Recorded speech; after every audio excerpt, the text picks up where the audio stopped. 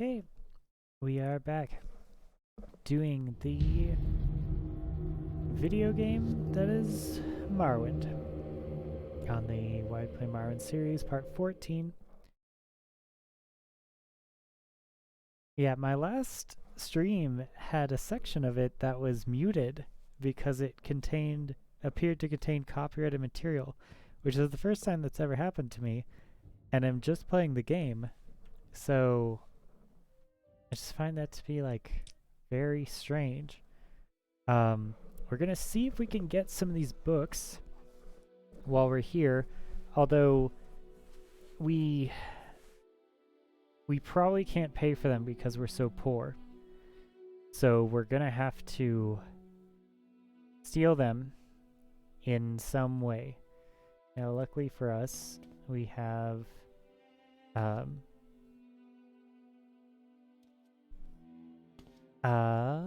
lots of spells for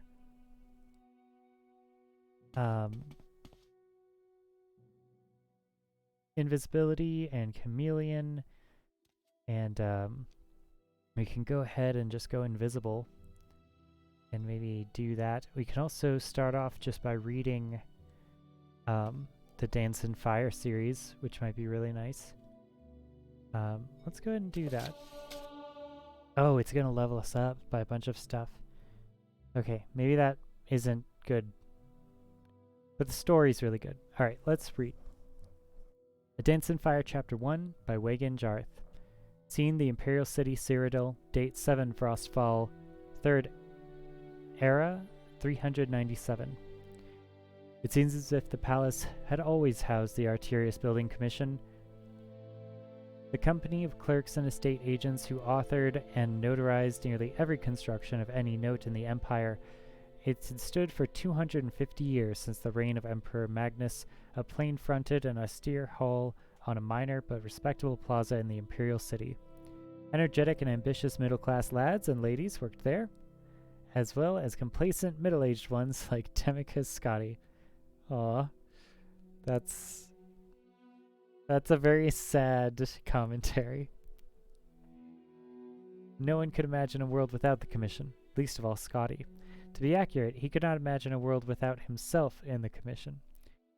Lord Atreus is perfectly aware of your contribution, said the managing clerk, closing the shutter that Demicus Scotti's office behind him. But you know that things have been difficult. Yes, Scotti said stiffly. Lord Finnich's men have been giving us a lot of competition lately, and we must be more efficient if we are to survive. Unfortunately, that means releasing some of our historically best, but presently underachieving senior clerks. I understand. Can't be helped. I'm glad that you understand, smiled the managing clerk, smiling thinly and withdrawing. Please have your room cleared immediately. Wow. So, just getting downsized, just getting fired. Sad. Sad mood. If you've ever been fired before, it's always like a weird level of polite. Scotty began the task. Oh, and also firing someone is really difficult if you ever had to fire someone. It's one of the hardest things to do professionally, and also sticks with you. It's rough. Scotty began the task of organizing all his work to pass on to his successor.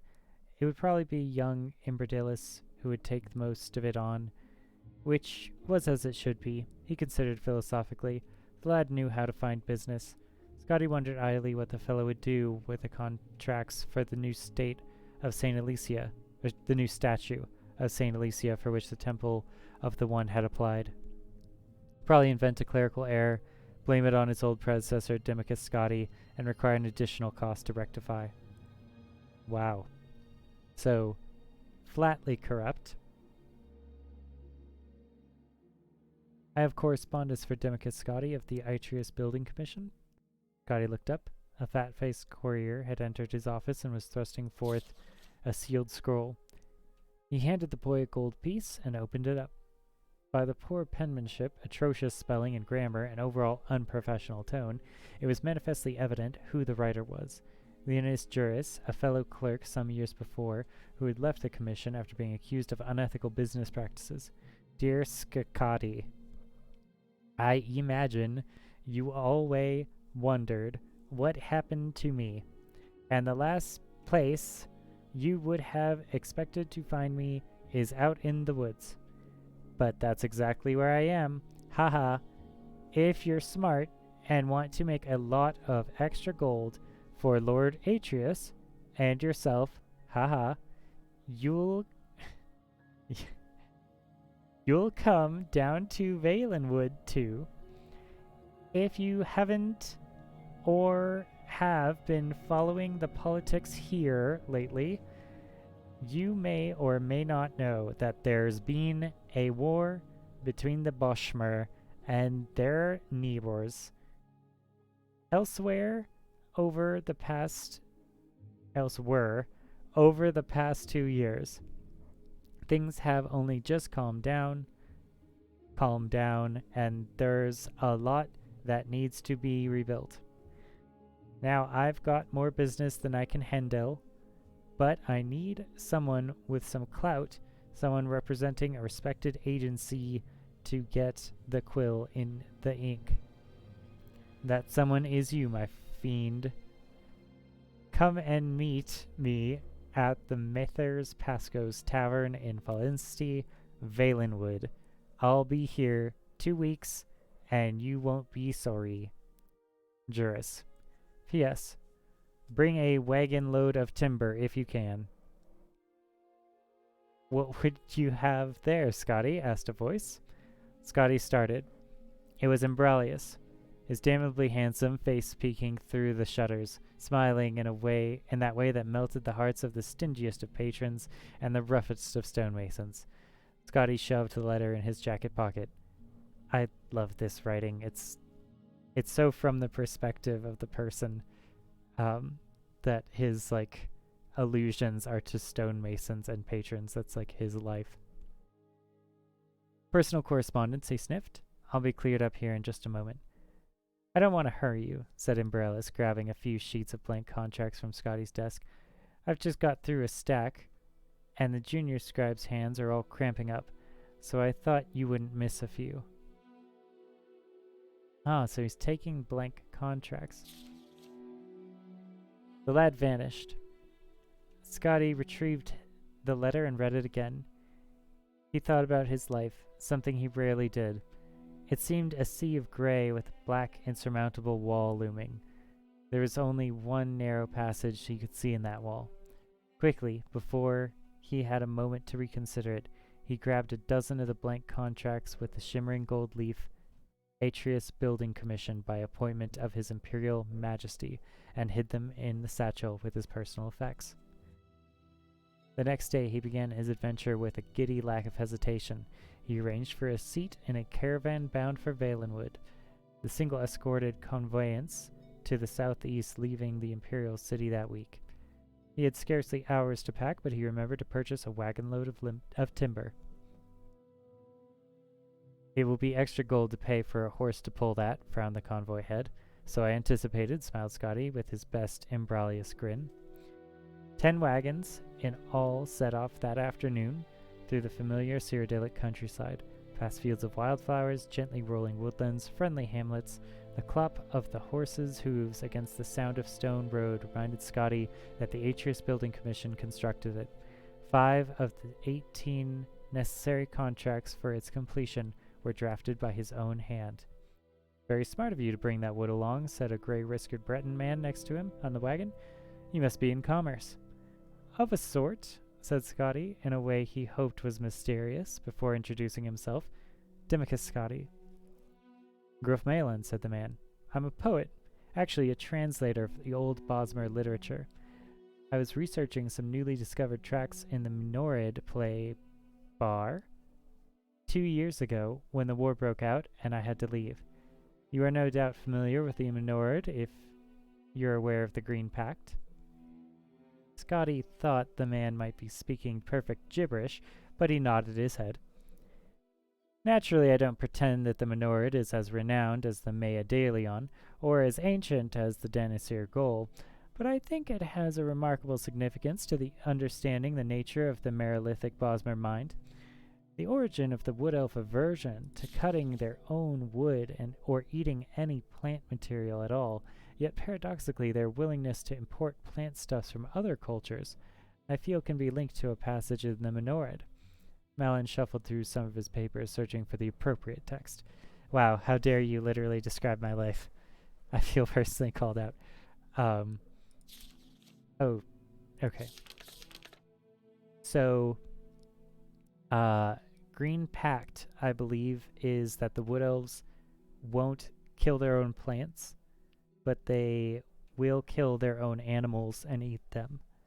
So it's instead of being vegetarian, they're purely carnivore as like a religious rule of their world, which I really appreciate as a choice in fantasy of cultural preferences for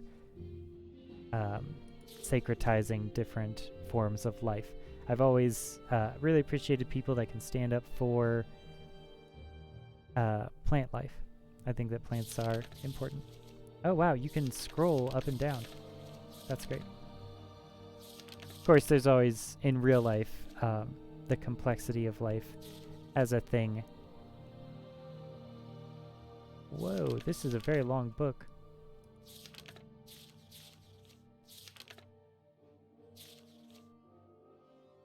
Okay. I wonder if these texts are actually in the world, or if we'll get them in Elder Scrolls 6, the Bosmer text that he's translating. Because this is... The Dance of Fire is a very famous book series that persists through multiple different games. And it's one of my favorites. Because it's actually well written. Okay. To Scotty's vast relief, the carriage soon stopped to camp for the night. They were high on a bluff over a gray stream. Before them was a great valley of Valenwood. Only the cry of seabirds declared the presence of the ocean to the bay to the west. Here the timber was so tall and wide, twisting around itself like an impossible knot begun eons ago, only to be impenetrable. A few more modest trees, only 50 feet to the lowest branches, stood on the cliff at the edge of camp. The sight was so alien to Scotty, and he found himself so anxious about the proposition of entering the wilderness that he could not imagine sleeping. Fortunately, Malin had supposed he had found another academic with a passion for the riddles of ancient cultures. Long into the night he recited Bosmer verse in the original and in his own translation, sobbing and bellowing and whispering wherever appropriate. This seems like fun. See, he's saying this like it's a bad thing, but that seems great. Gradually, Scotty began to feel drowsy, but a sudden crack of wood snapping made him sit straight up. What was that? Malin smiled. I like it too. Convocation in the malignity of the moonless speculum. A dance of fire. So that's the name of the series. Clearly, the author probably likes this series too, or at least knows ancient Bosmer literature. You see this a lot, like with the author of Don Quixote, is a lot of the best syntheses of a genre will have grown up with that genre and use it not as a replacement for their work, but as an influence with their work. So Don Quixote famously being based on chivalric romance novels that were popular for the last 200 years in his culture. Okay. Convocation in the malignity of the moonless speculum. A dance of fire. There are some enormous birds up in the trees moving around, whispered Scotty, pointing in the direction of the dark shapes above. One sec.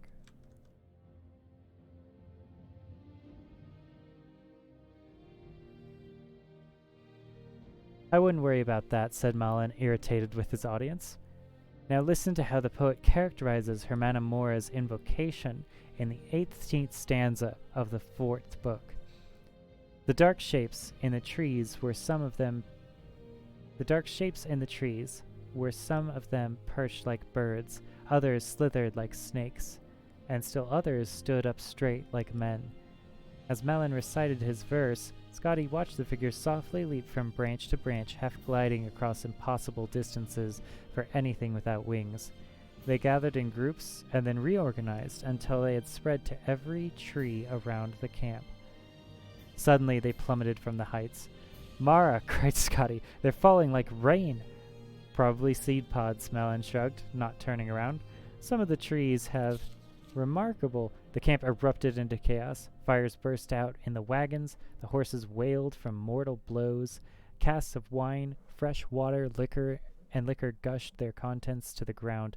A nimble shadow dashed past Scotty and Malin, gathering sacks of grain and gold with impossible agility and grace. Scotty had only one glance at it, lit up by a sudden nearby burst of flame. It was a sleek creature with pointed ears, wide yellow eyes, mottled pied fur, and a tail like a whip. "Werewolf," he whimpered, shrinking back. "Cathyrate," groaned Malin. "Much worse.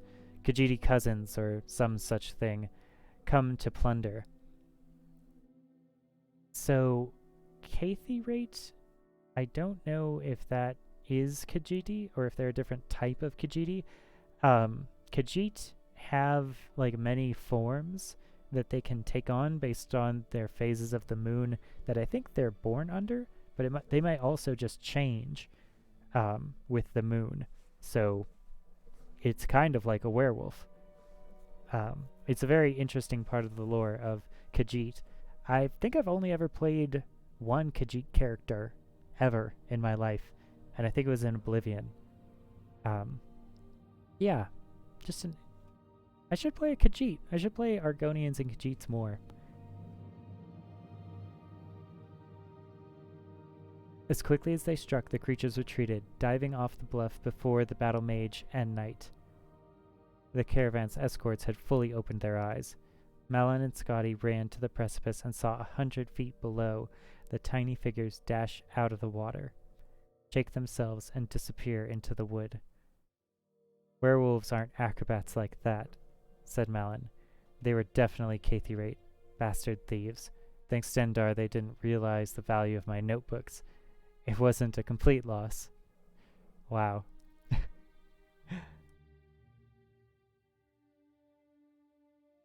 Very good. I think this is trying to say that if you jump into water, you won't take damage.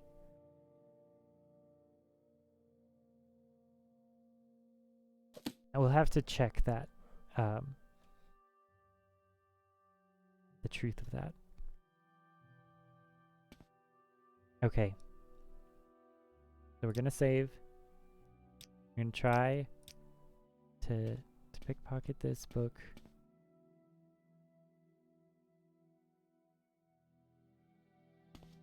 Maybe we'll have to be invisible. We'll try it.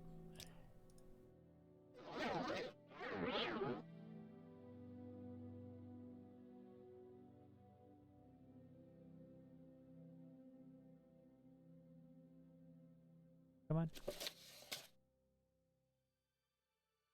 The Antecedents of Dwemer Law. This book is a historical account of the development of Dwemer law and custom from its roots in High Elven culture.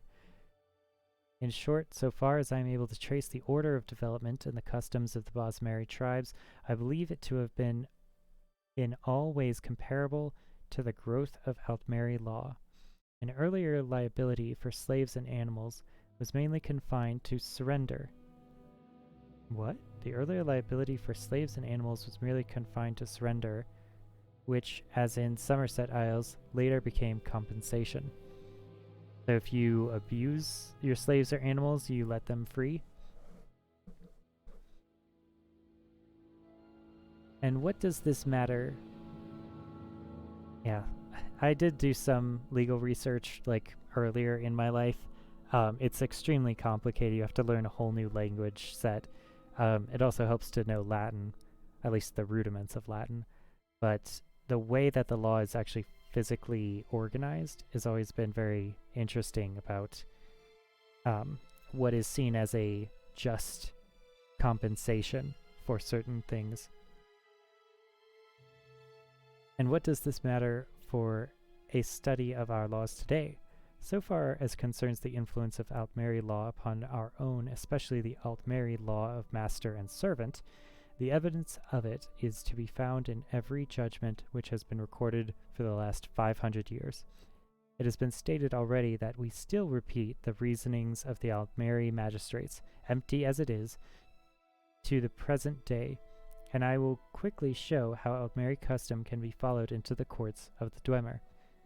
So basically saying that all modern law is based on ancient law, and if we don't understand ancient law, we can't understand modern law, and the Dwemer also were based on this High Elven culture, which supposedly came first. It makes me curious about whether or not the author is a High Elf, because that would make sense. High Elves are very prominent in academia in this world, so, and they're also extremely arrogant, so we don't have the author here, but it makes sense that a High Elf academic would see Dwemer law through High Elven culture, but of course that's a baseless accusation. We'll have to see if it pans out. In the Laws of Kendar Watch, PD 1180, it is said, if one who is owned by another slays one who owns himself, the owner must pay the associates 3 fine instruments and the body of the one who is owned. So if one who is owned by another slays one who owns himself. Okay, so if you're a slave,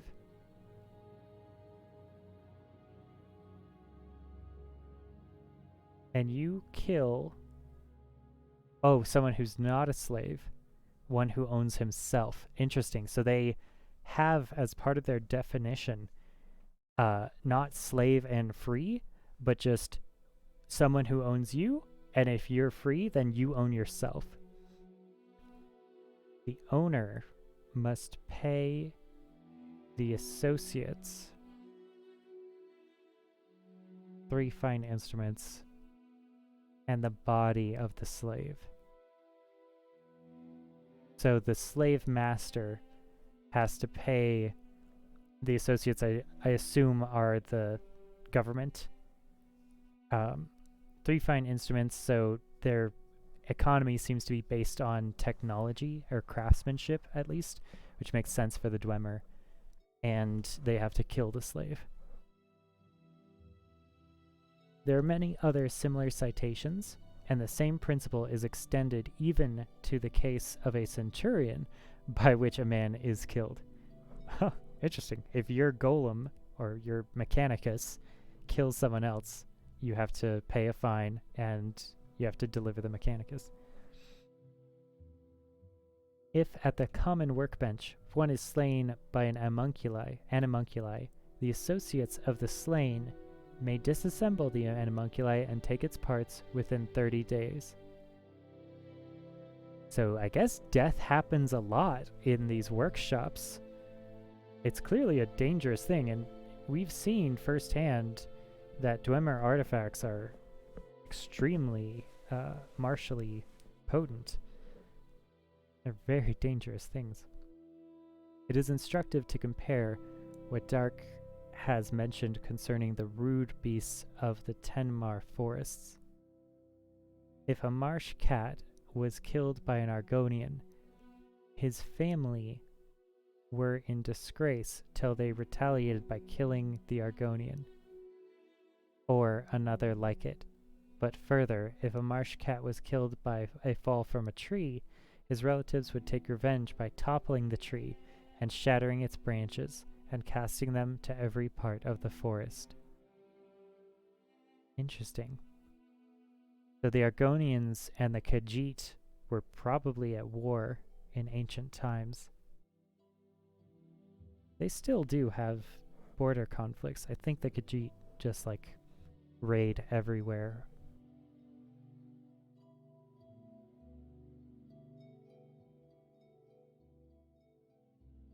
Okay, so eye for an eye is apparently the oh god. Okay, so we didn't make it. This is this is gonna be hard.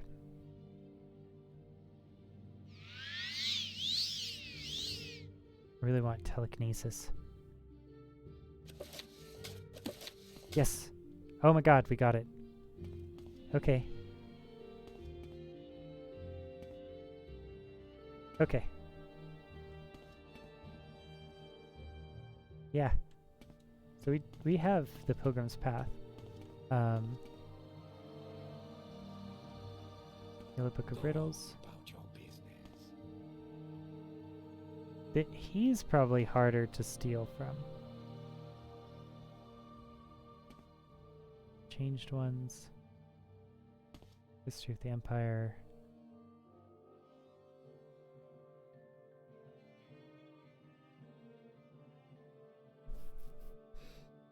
I'm not sure what that is.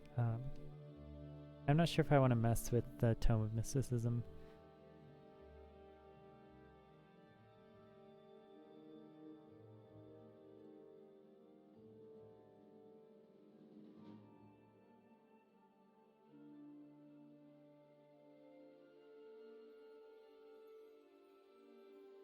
It's all of the Baron Zaya books.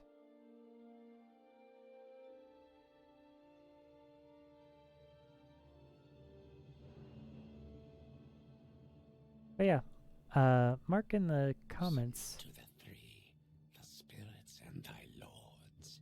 Thank you, Ordinator. Let me know if you want to read like whole series as, you know, 5-part series of the real Baron Zaya, or the entirety of the Dance in Fire. Submit to the three, the spirits and thy lords. Cantinas of Vivek are gospels written in the forms of epic songs. They trace the evolution of Vivek from foolish mortal. Oh, we watched this before. Yeah, we read this.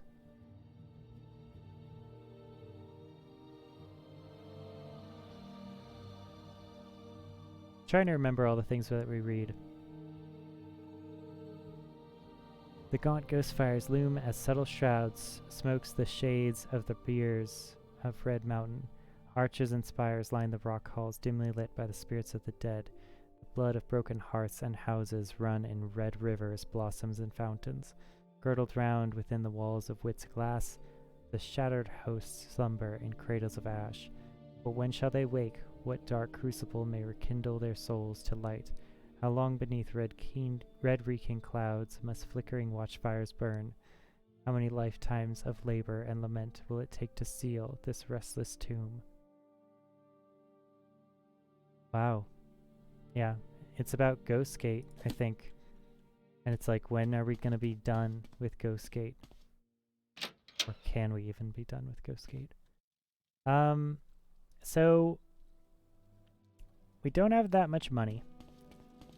Let's do at least the religious stuff that we need to do here. It is a holy city after all. And we gotta get some holiness under our belt. So we should probably read the guide to Vivek here. Oh, that's what it is.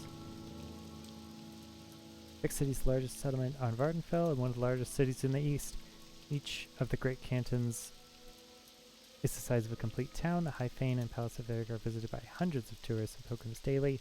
Citizens flock to the arena for public entertainment. I think we read this before, like mock battles and comic plays.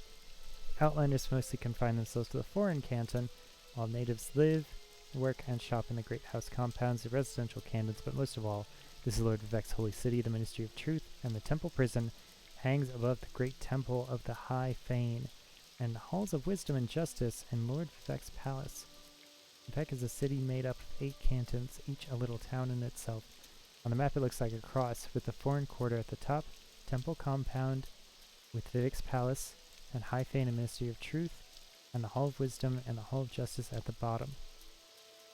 The Halalu compound at the west, Telvanni compound at the east. Okay, we could go there. And 4 cantons grouped together at the center of the cross. Adorn compound, Arena northeast, St. Dylan's Canton southwest, St. Ohm's Canton southeast. Oh wow, this is bigger. Foreign quarter is large 3-tiered canton to the north. Originally, foreigners were not allowed to enter Vivek. This is the dialogue, I think.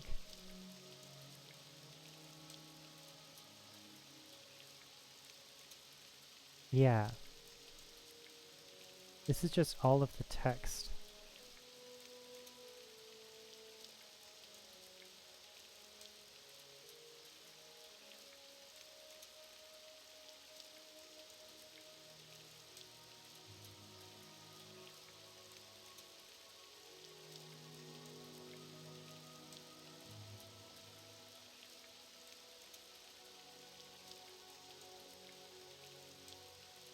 Hmm.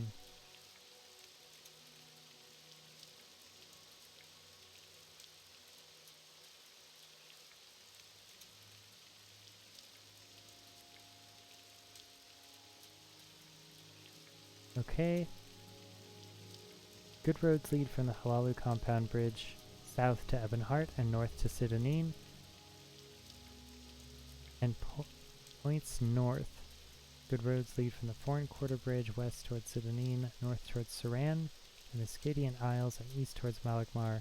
Roads from the Telvanni compound bridge are useful mostly for travelers to Malagmar. Silt Strider service is available at the north end of the Foreign Quarter Bridge, traveling from Vivek to Saran, Sidonin, Balmora, and Malagmar. Ships from the docks at the Foreign Quarter travel to Ebonheart, Hillaode, Malagmar, Telbernora. Ships from Ebonheart sail to Hillaode, Sadrathmora, Telbernora, and the Foreign Quarter of Vivek. Loafer gondolas shuttle passengers from Canton to Canta via the Vivek's canals.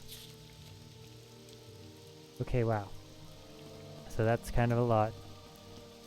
It's a big city. It's probably the most complex city. To Halalu, Canton to Vivek. Oh, wow. There's teleportation things. To Foreign Quarter Canton. To Vivek's Foreign Quarter. That's new. I think they added that. Really cool that they did that.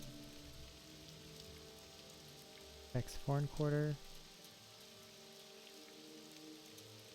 Okay, which quarter am I in? Is Halalu. Okay. Not bad. I think we want to go south. This is Redoran. Doran's Wasteworks. Hello. You know, I bet that we're looking for Dwemer books. And I bet that the temple has some Dwemer books. They certainly have a bunch of libraries and books whenever I go visit them. I really love their tapestries. They're so pretty. I want that as like my hashtag aesthetic for my life. Okay. To the Redoran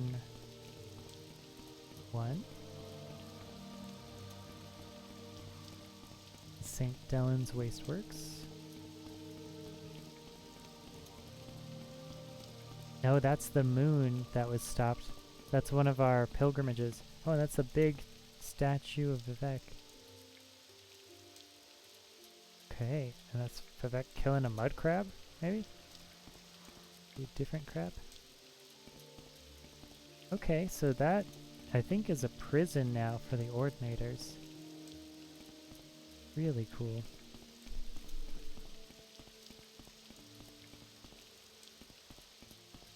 Alright, well, let's see if we can get some, see if we can have a come to Jesus moment. I want to buy a potion of levitation. A cheap one, hopefully. Let's see if there's a way to... Oh, this is just someone's house. Okay. Sorry. Oh yeah, it's inside, and then you go down. Pretty cool. I remember this vaguely from my childhood. Let's sorry.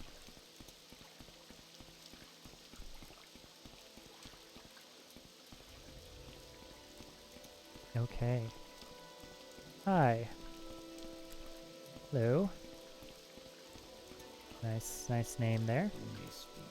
Hall of Wisdom, you say? Yes, please. Let's save first. We're really filling out our map here.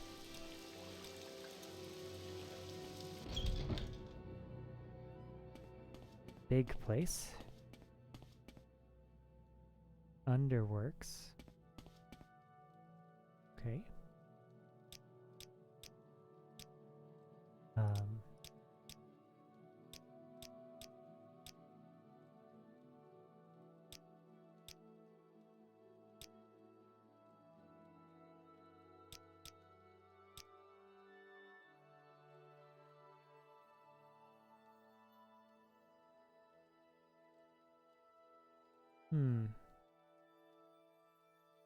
Khajiit are clever animals and useful servants when trained from early youth. Okay, so pretty racist guy. And so long as they are kept away from skooma, they are compulsive thieves and liars, lamentable traits that can be amended by stern punishment. By imperial law, free Khajiit have the rights of citizens. Now there are Khajiit thieves everywhere. You'd think she'd be more discreet, seeing how the Duke's her father, but Imani Dren as a strong-willed young woman, and she hates slavery with a passion. Her family's wealth and influence mean nothing to her. She's proud of living in a St. Delans slum, and she doesn't mind being seen with known abolitionists like that bookseller Jobasha. Interesting. So, Jobasha's rare books. He's a literate abolitionist. Okay. Little secret. Buy from merchants and traders who like you. Get better prices. Members of your own faction usually like you the best. Yep. Hopefully that's why I'm shopping at the temple. Library of Vivek. Oh, really? Don't say. Okay, it's well guarded. Really well guarded. Your Noble's Code. Here's Akavir. View of the Baron's Eyes. Notated Aeneid. I've seen this around. I just want to see what it is.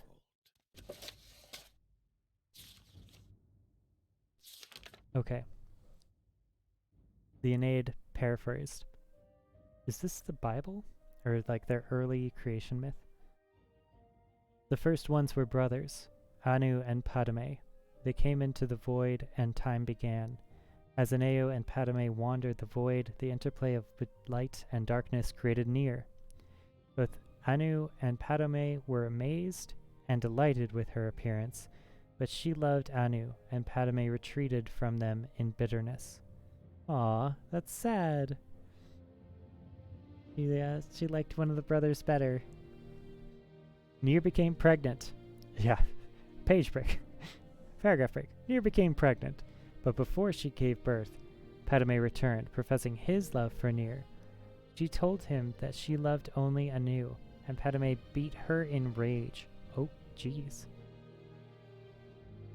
Anu returned, fought Padme, and cast him outside time. Nier gave birth to creation, but died from her injuries soon after. Anu, grieving, hid himself in the sun and slept.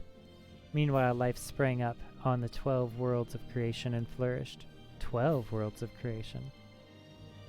Is Oblivion one of those? After many ages, Padme was able to return to time. He saw creation and hated it. He swung his sword, shattering the 12 worlds in their alignment, and awoke and fought Padme again. The long and furious battle ended with Anu the victor. He cast aside the body of his brother, who he believed was dead, and attempted to save creation by forming the remnants of the 12 worlds into one, Nuren, the world of Tamriel. As he was doing so, Padme struck him through the chest with one last blow, Anu grappled with his brother and pulled them both outside of time forever. The blood of Padme became the Daedra. The blood of Anu became the stars. Mingled blood of both became the Aedra, hence their capacity for good and evil, and their greater affinity for earthly affairs than the Daedra, who have no connection to creation. On the world of Nirn, all was chaos. The only survivors of the 12 worlds of creation were the Elknophe, and the Hist. Hist is a word we hear a lot in Skyrim, I believe.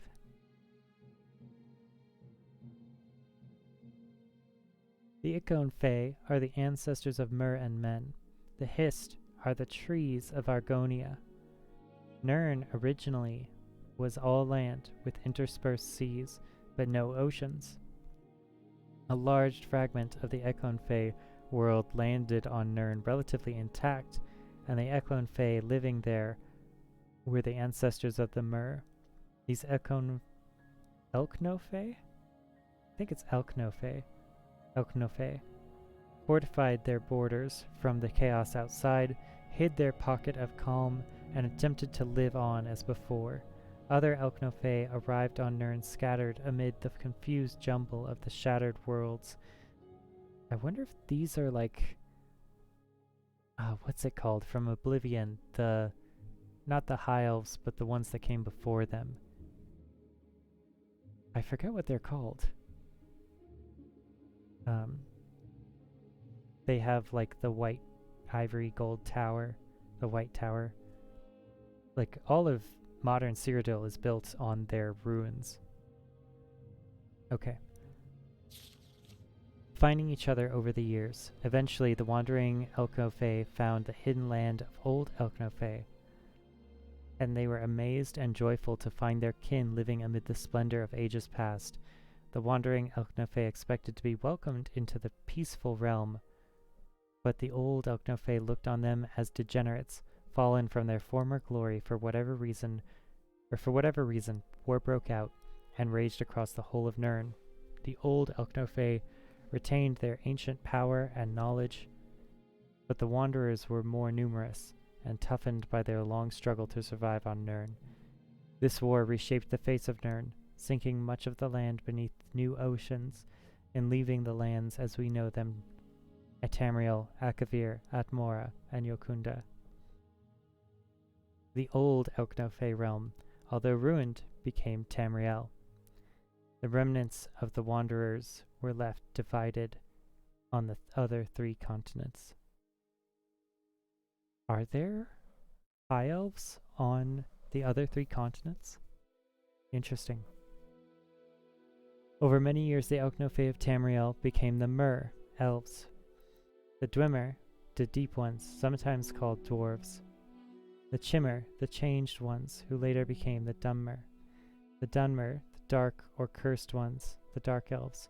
The Bosmer, the Green Ones or Forest Ones, the Wood Elves. And the Altmer, the Helder or High Ones, the High Elves.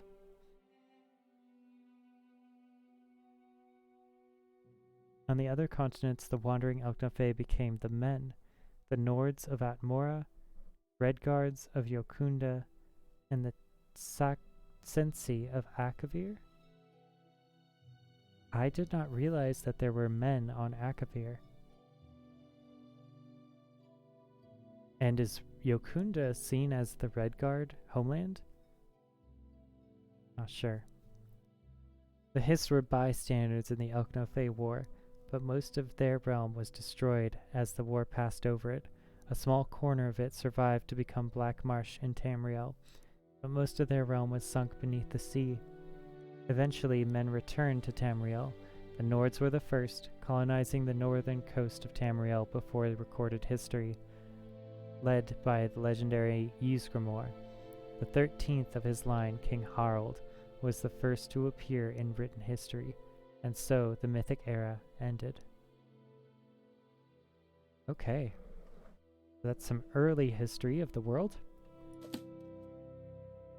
That seems like a good book to have. We read this before, didn't we?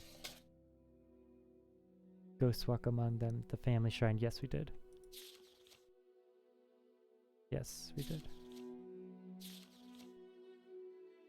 Yeah. I mean, being in Morrowind really makes you realize that every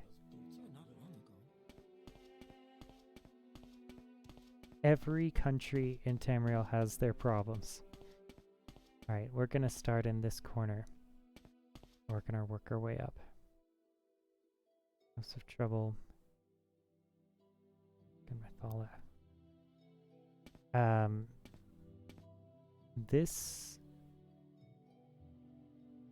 The library outside is probably not gonna have the like super rare books. That's why it's a quest, is they're not just common books. 5 Songs of King Wolfarth. Deed to Endriel's house. That seems important. We'll go ahead and keep that. Go ahead and pick that one up.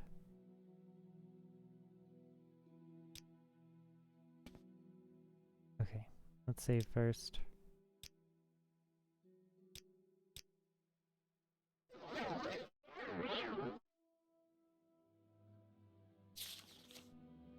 The Grey Summon CV lords and rulers all know all Dunmer by these words that I, Musersa Halalu Fernando Omani, have legally purchased the home in Sedanin of the Dunmer Indereli Ratharion and the accompanying land for the sum of 3,000 Imperial Drakes. Witness our hands on this 3rd day of Evening Star 3rd Era 426. Field the Cellar, Ratharion, Lender Omani. Okay. Seems important. We'll keep that in one of our houses.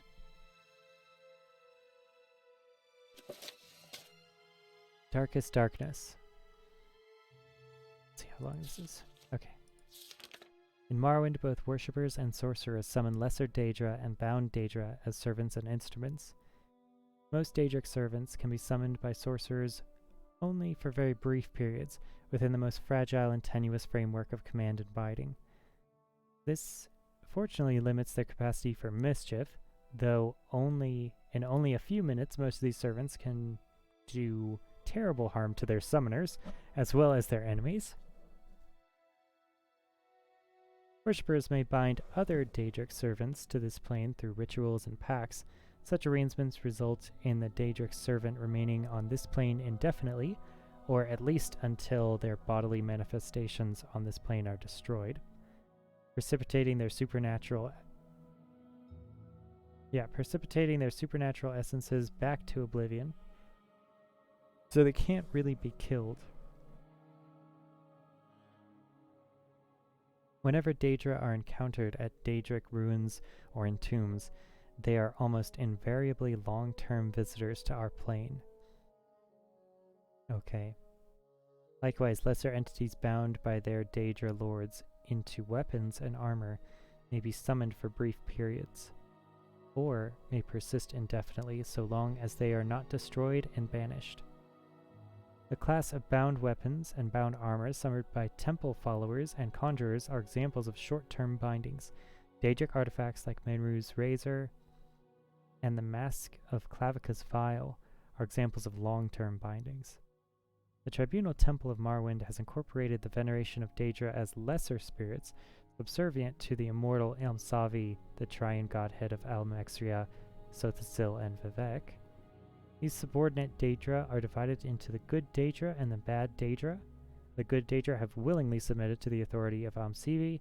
The bad Daedra are rebels who defy Amsivi, treacherous kin who are more often adversaries than allies. Good Daedra are Boethia, Azura, and Mephala.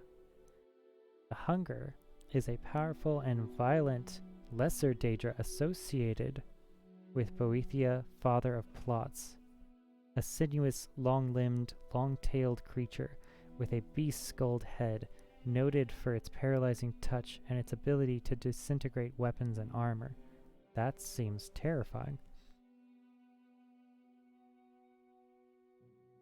The Hunger. That's what his name is? It's not capitalized.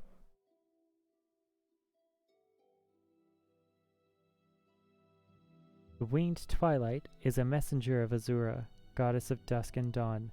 Winged Twilights resemble the feral harpies of the west, though the feminine aspects of the Winged Twilights are more ravishing, and their long, sharp, hooked tails are immeasurably more deadly. Spider Daedra are the servants of Mephala, taking the form of spider humanoid centaurs. See, Mephala is a spider goddess. I wonder if she's connected with the Morak Tong. That'd be really interesting.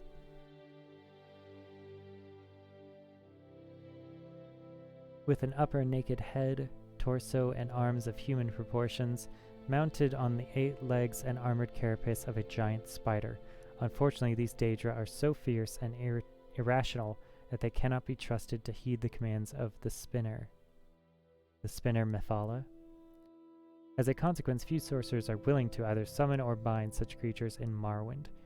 The bad Daedra are Mehrunes Dagon, Malekith. So Malekith is the orc one, I'm pretty sure. Geogorath and Mologbal. 3 lesser Daedra are associated with Mehrunes Dagon, the agile and pesky Scamp, the ferocious and beast-like Clanfear, and the noble and deadly Dremora. The crocodile-headed humanoid Daedra, called the Daedroth, is a servant of Mologbal. We saw that in our friend's living room, basically. While the giant but dim-witted Orgrim is a servant of Malekith. Sheogorath's lesser Daedra, the Golden Saint. Sheogorath's lesser Daedra, the Golden Saint, a half-clothed human female in appearance, is highly resistant to magic and a dangerous spellcaster. Another type of lesser Daedra often encountered in Morrowind is the Atronach, or Elemental Daedra. Atronachs have no binding kinship or alignments with the Daedra lords, serving one realm or another at whim, shifting sides according to seduction, compulsion, or opportunity.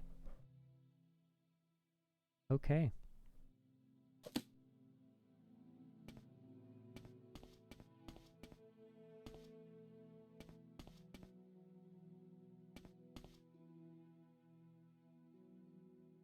All right. Maybe it's not up here.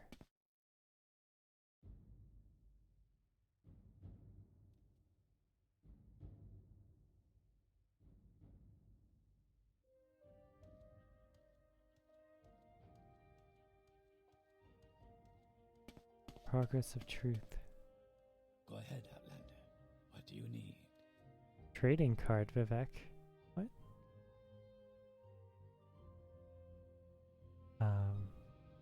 I don't know what that is. I've never seen that before. That is quite enough. Oh, geez. Okay.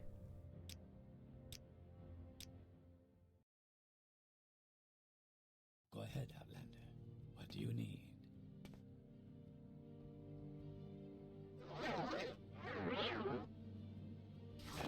Ah.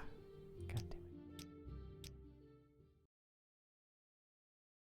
Go ahead, Outlander. What do you need?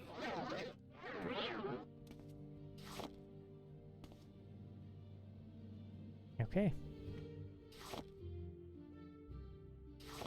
Huh. I don't know what that is. It's gotta collect them all, though, right? Okay.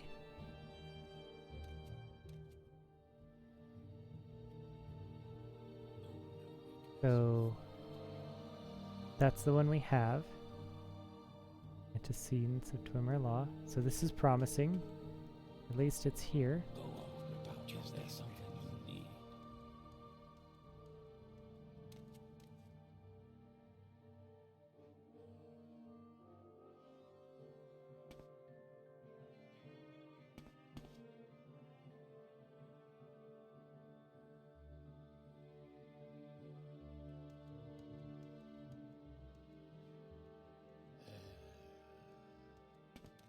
Is there something you need? Move along.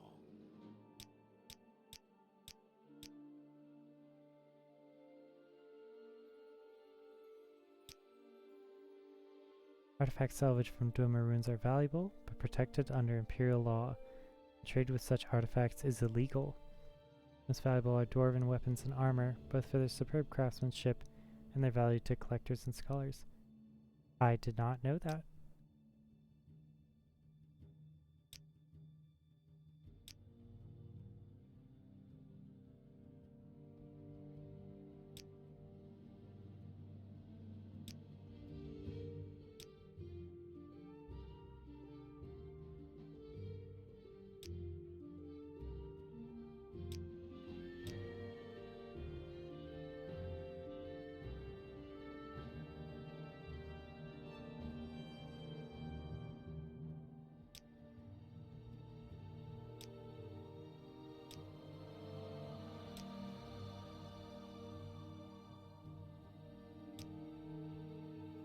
I hope he's putting some of this on my map.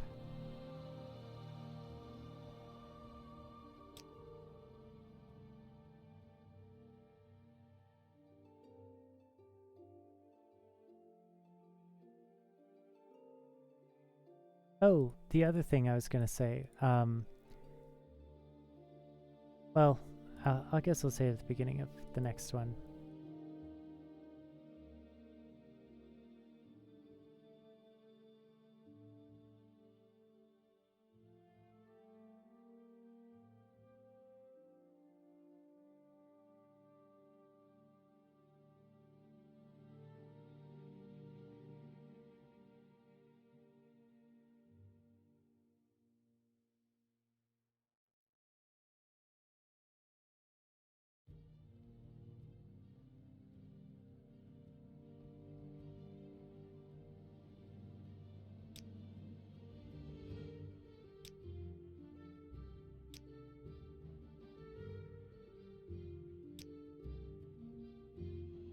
Skyrim is also known as the Old Kingdom or the Fatherland. It was the first region of Tamriel settled by humans from the continent of Atmora, the hardy, brave, warlike Nords, whose descendants still occupy this rugged land. Though more restrained and civilized than their barbarian ancestors, the Nords of the pure blood still excel in the manly virtues of red war and bold exploration.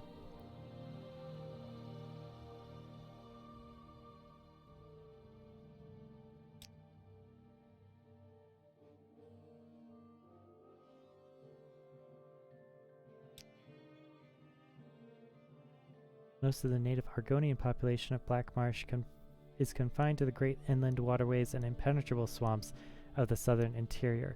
There are few roads there, and most travel is by boat. The coasts and the northwest upland forests are largely uninhabited. For ages, the Dunmer have raided Black Marsh for slaves, though the Empire has made this illegal, for practice persists, and Dunmer and Argonians have a long-standing and bitter hatred for one another. Okay. So that's why.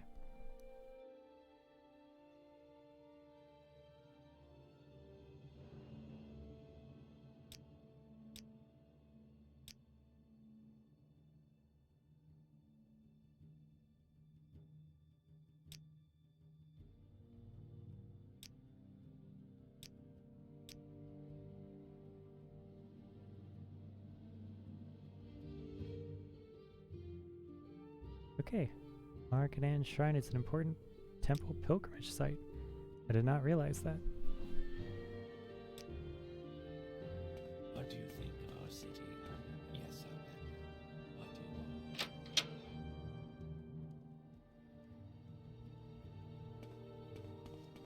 So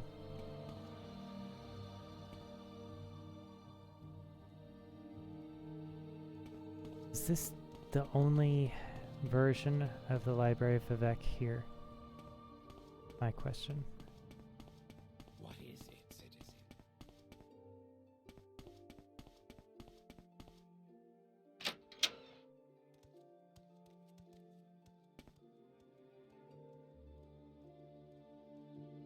Is this the same one? Someone watching? Yes, sir. What do you want? Looks like it.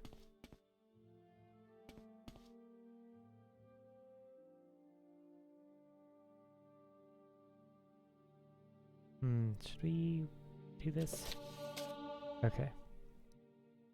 The 36 Lessons of Vivek, Sermon 27. The Scripture of the Word first. All language is based on meat. Do not let the sophists fool you. Second, the third way.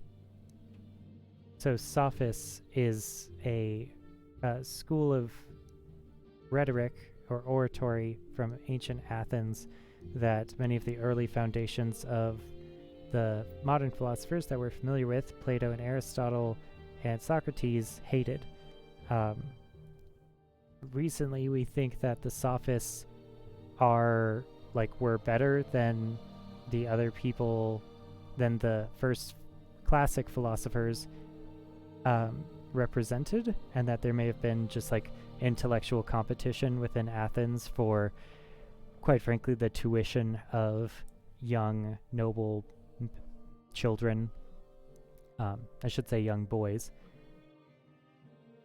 To kind of put down your intellectual and political opponents and to increase your philosophy.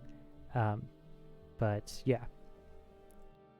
So sophist is usually used as an insult, as someone who uses intellectualism and logic incorrectly, or for to prove ridiculous things, and just in general as a unreliable intellectual. Second, the third walking path explores hysteria without fear. The efforts of madmen are a society of itself, but only if they are written. The wise may substitute one law for another, even into incoherence, and still say he is working within a method. This is true of speech and extends to all scripture. Okay, so look out for the slippery slope fallacy.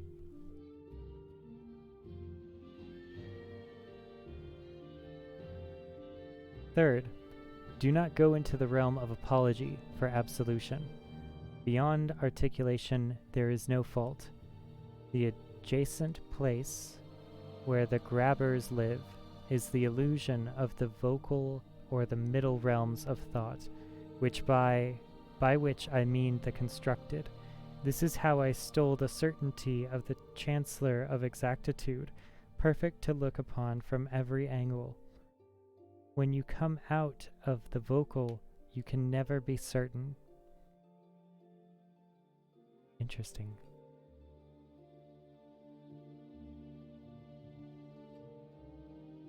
Alright, I'm going to look up a few of these. Apologists are an intellectual term as well. A person who offers an argument in defense of something controversial. That's an apologist. There are lots of slavery apologists in the 1860s. And before that, in America.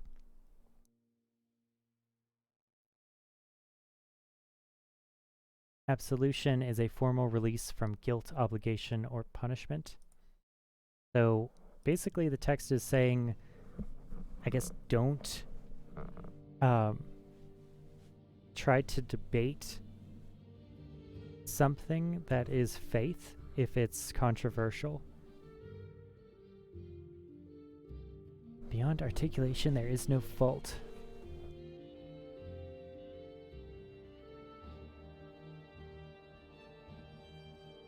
This is how I stole the certainty of the Chancellor of Exactitude, perfect to look upon from every angle. I wonder if this is a Dwemer person, and Vivek is telling us about how he challenged his beliefs. We did get speechcraft skill for this.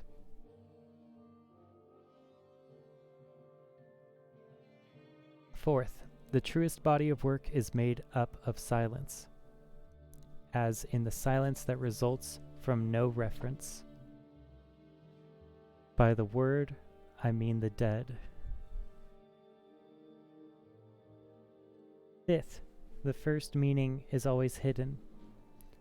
Sixth, the realm of apology is perfection and impossible to attack, thus the wise avoid it. Trinity in unity is the world and word of action. the third walking path.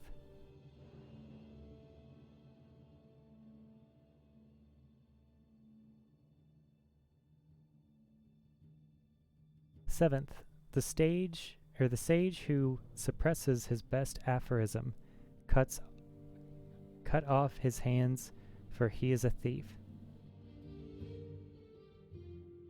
Okay. We're gonna have to explain a lot of this. Partly because it's pretty advanced vocabulary. Aphorism is the pithy observation that contains a general truth, such as, if it ain't broke, don't fix it. A concise statement of a scientific principle is also an aphorism, typically by an ancient classical author.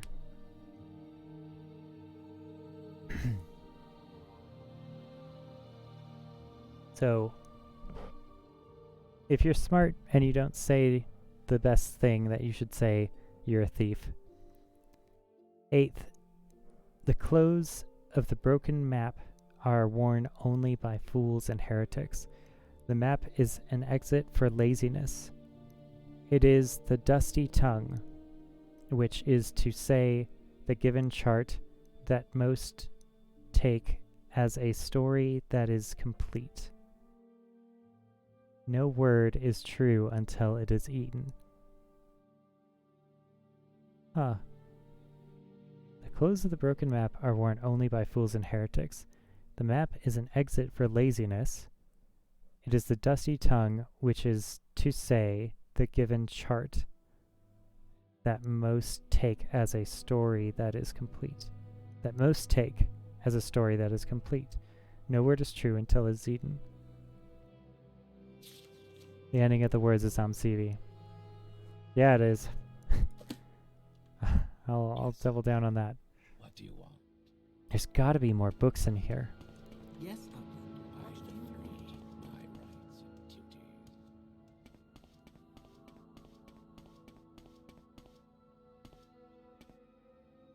Did the mod change where the books are? Maybe?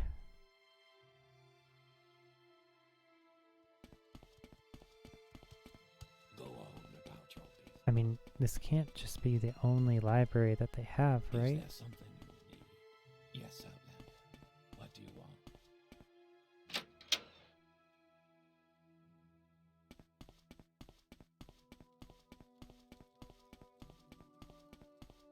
Yes, madame. What is it? Is there something you need? Okay, I guess not. Masera.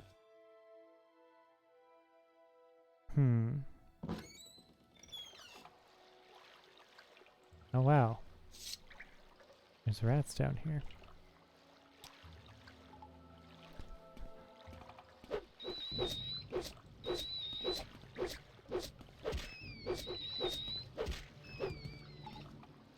That's a diseased rat. No.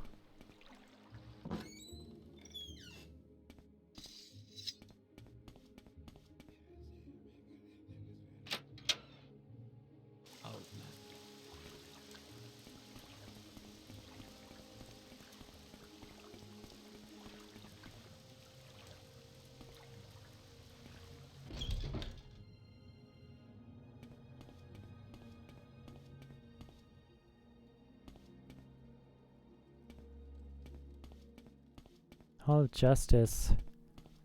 I mean, maybe they have some secret books that aren't supposed to be seen by the world. I mean, it is a religious, like, thought control kind of place here. Coordinator Barracks.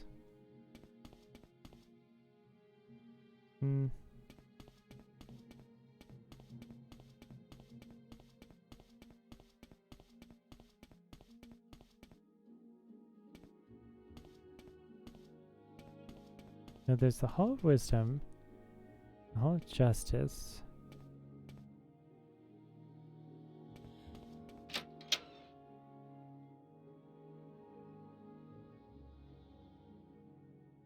Mysticism.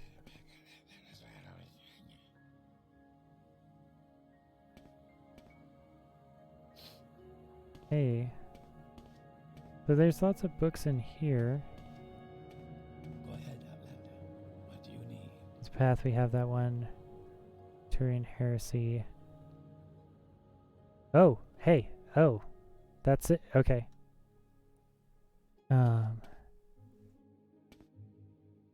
Yeah, they're right here, aren't they? And the antecedents of Domerla. Okay, but we already have that. And we have this deed. I wonder what quest that's for. Kind of restored.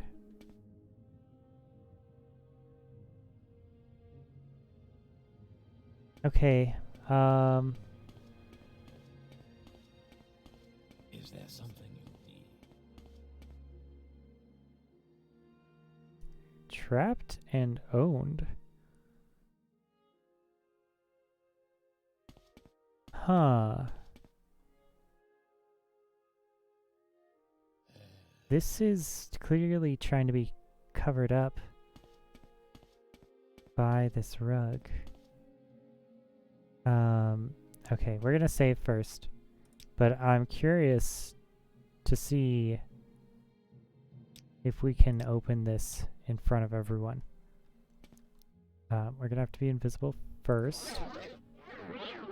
Then we're going to have to... What's it, 50? Oh god, do we even have something that can unlock it?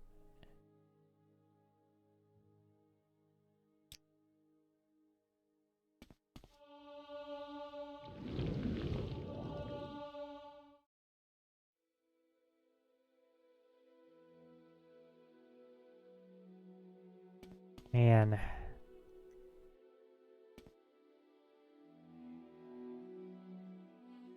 What about a key?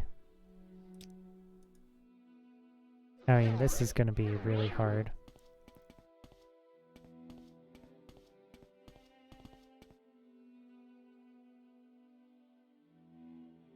Yeah. I'll deal with you, thief. Okay. Fair enough. Well, we have at least one of the books here. What do you think of our city, Outlander?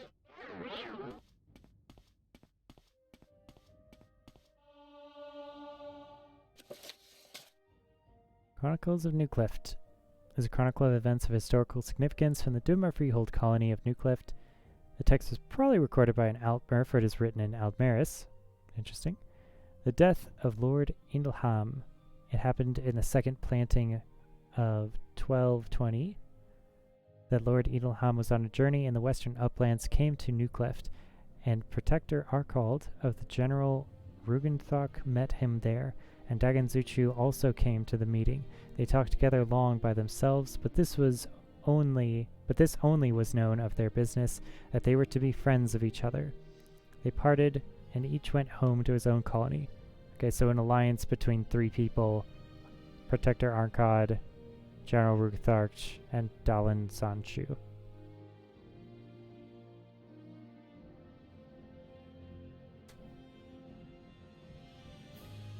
And Lord Indelham. So 4 people. A 4-person alliance. Bluchart and her son came to hear of this meeting and saw in this secret meeting a treasonable plot against the councils, and they often talked of this among themselves. When spring came, the councils proclaimed, as usual, a council meet in the halls of Bams Ashmend. The people accordingly assembled, hand-fasted, with ale and song, drinking bravely. I love that phrase. And many things were talked over at the drink table, and among other things were comparisons between different Dwemer, and at last among the councillors themselves. One said that Lord Indelheim excelled his fellow councillors by far, and in every way. At this councillor Blumenstadt was very angry, and said that she was in no way less than Lord Indelheim, and that she was eager to prove it. Instantly both parties were so inflamed that they challenged each other to battle, and ran to their arms. But some citizens who were less drunk and more understanding, came between them and quieted them, and each went back to his colony, but nobody expected that they would ever meet in peace again together. But then in the fall, Lord Edelham received a message from Councillor Bluthanch, inviting him to parley at Hindor Stardooms, and all Indelheim's kin and citizens strongly urged him not to come, fearing treachery, but Lord Indelheim would not listen to counsel, not even to carrying with him his honor guard. And sadly, it came to pass that while traveling to Hindor Starmuz in Chinch's Pass, a host of foul creatures set upon Lord Indelheim and killed him and all of his party. Yeah, clearly. And many citizens said thereafter that Blunthach and her sons had conjured these beasts and set them upon Lord Indelheim, but nothing was proven. Lord Indelheim lies buried at a place called Leftunch. Okay. Damn it.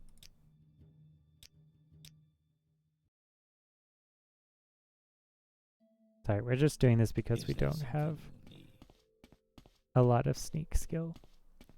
Is there something you need? And I don't want to buy the stuff.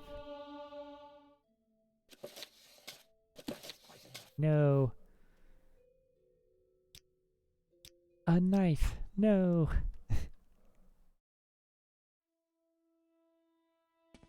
Go ahead. Man, What do you need? even with Is there perfect something- invisibility, we're still not getting it.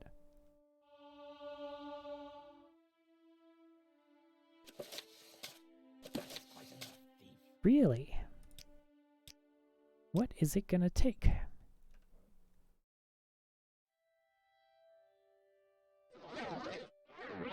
I mean, I'm 100% invisible. How?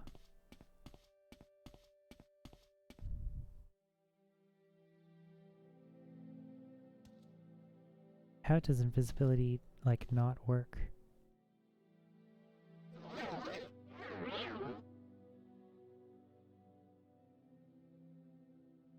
It's like half on, half off.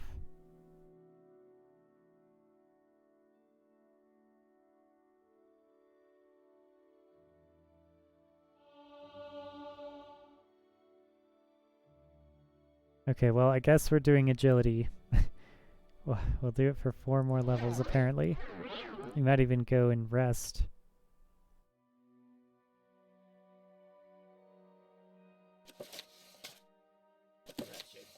God damn it. Okay. We're just gonna level sneak now. We clearly can't do it, no matter what we try.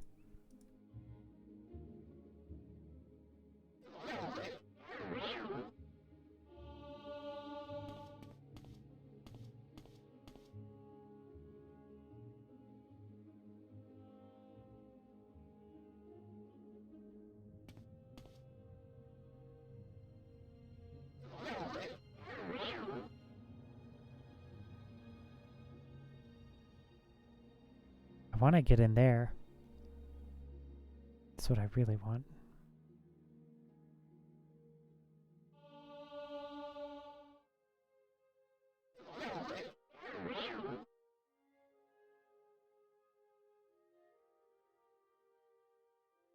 If we keep on casting so many illusion spells, we might even get to have to level up personality.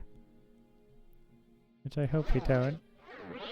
I mean, it wouldn't be the worst thing in the world, but it would still be bad.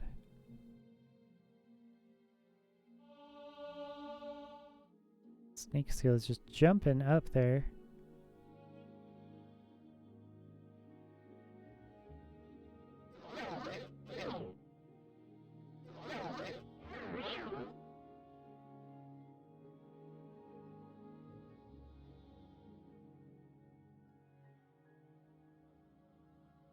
This is one way to level up Sneak, I suppose.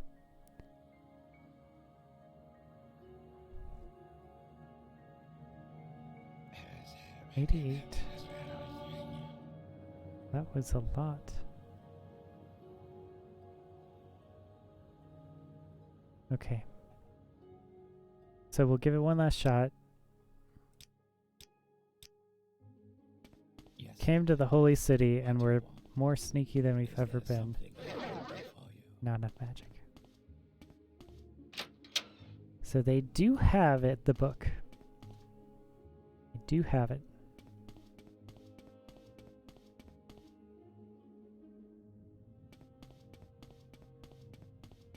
Can maybe try sleeping in the under.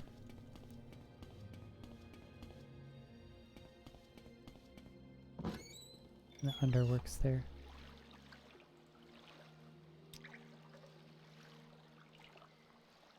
And just sleeping like a bum.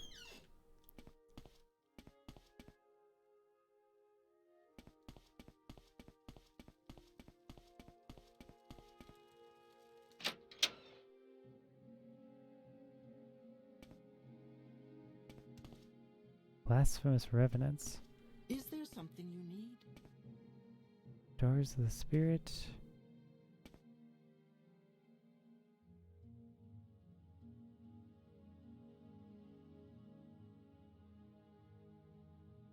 Ruins of Kemzi. That might be nice also.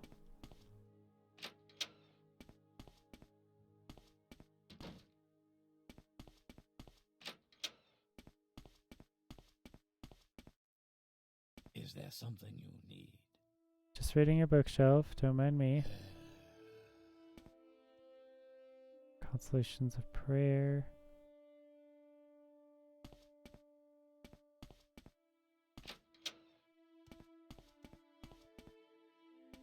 Is there something? Gold on the table. Anticipations. Okay, we do have that one. The antecedents.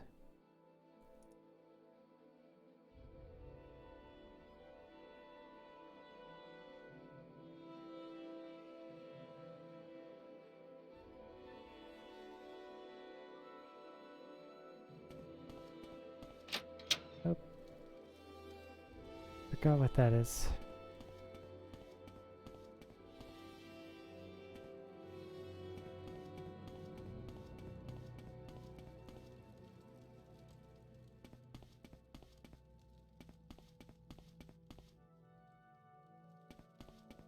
Okay, a little confused. A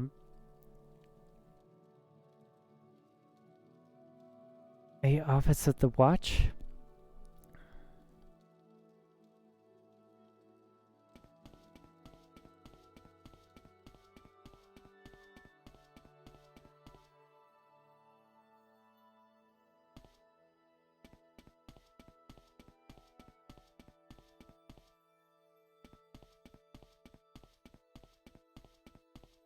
It's easy to get lost in Vivek.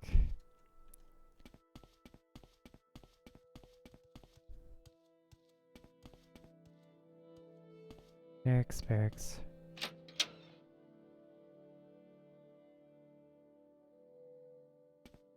Is there something I can do for you?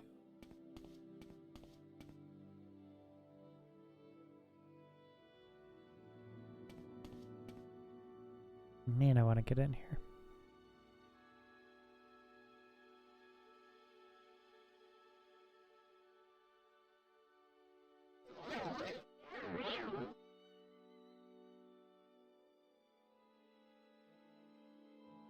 Sneak is agility, right? So maybe the thief's ring would help. And luck, potentially. So we could boost our luck and do the thief's ring. And then we could try it.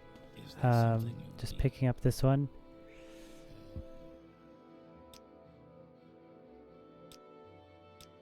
Let's say first. And do the buffing. Okay. Okay. Jack of Trades. Now invisibility. What is that snake? I'll deal with No. It's giving me the thing. It's telling me that I have that I'm stealthy enough. Why? I'm 100% invisible. And I'm lucky. What is going wrong?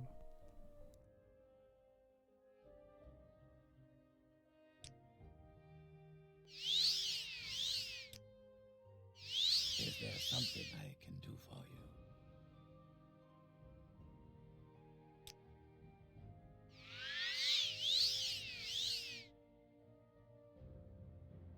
Come on.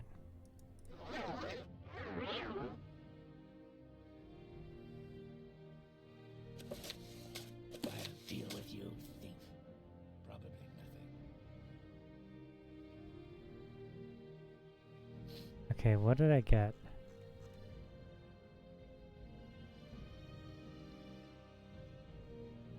No bounty. I have it.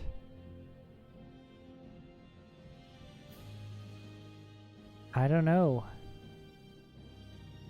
Did I get it?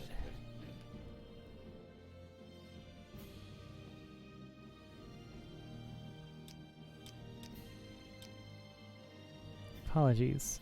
I'm afraid I was rather drunk last night when I ran into Tyrannus Artoris, that arrogant fool. It seems that the drink took over my tongue and I called him flat-headed. Now I have a horrid rash. No matter what I do, no matter how many potions I use or spells I cast, it won't go away. I've tried everything. If you give him my most sincere apologies, maybe he'll make it go away. I'd do it myself, but I'm feeling under the weather. I'll pay you 50 gold. Sure. Take this book to him and tell him I'm truly sorry. You'll find him in the Mages Guild in Vivek. He's a rather powerful wizard, as I've learned. You're an Aedra and Daedra. Okay. We don't have any bad things from it.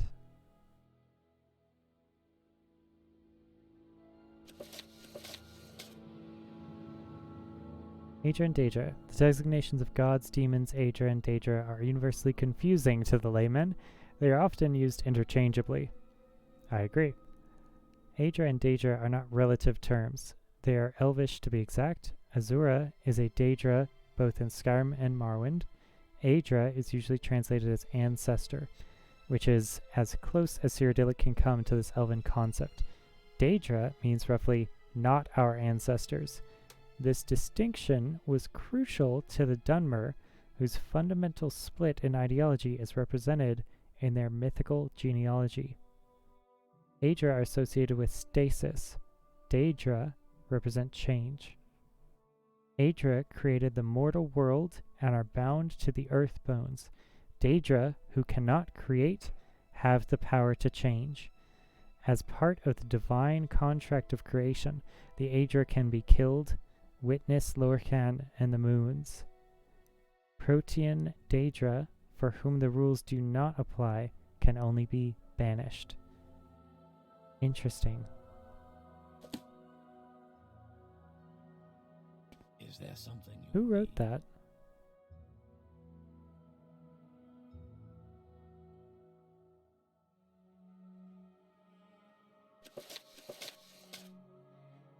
Yeah, maybe. I don't know. Don't know who wrote it. I want to get in here. I could kill that guard. Those boots are ruined. No.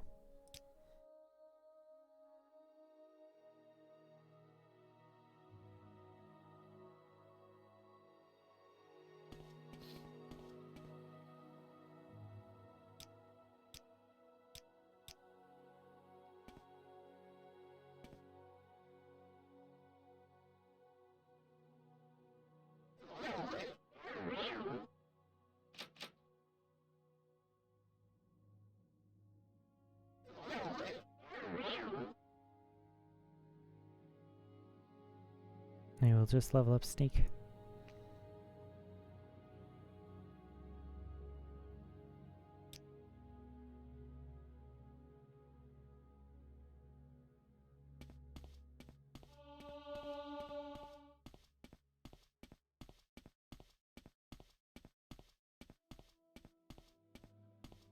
Is there something? Yes, Outlander. Okay, well, I want to get in that door, but it doesn't look like it's happening for us. Let's get our magicka back. At least we'll have that. We got 2 of the books. It's good. Let's at least do some of the, I don't know, some of the pilgrimages.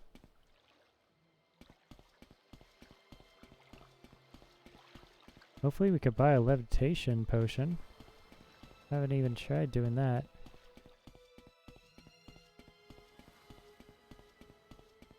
Seems like the temple. Palace Shrine. Palace Shrine. Got some coat of flowers. Got some money. Leave a donation of 100 gold and ask for a blessing. Yes. Thank you for your generosity, Lord Vec. I shall neither hoard nor steal. Well, okay. Nor encumber myself with profitless treasures, but shall share freely among house and hearth. So we did steal. We did steal from the church. It's trapped and locked at 100. That the Palace of Vivek, is that where Vivek lives? Oh, that's where he actually lives. You can just give him a bunch of gold right to his door. You could try to steal the gold that's up there. That'd be kind of funny. I don't know if our character would do that as much though. Stealing knowledge from the church is one thing, but stealing directly from a god, that's a little bit of another.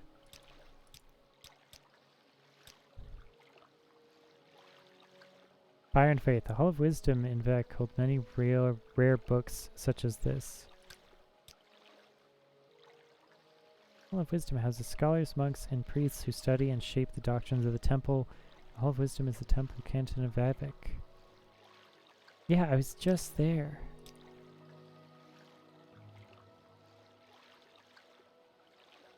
I mean, I tried to look, man. I went through.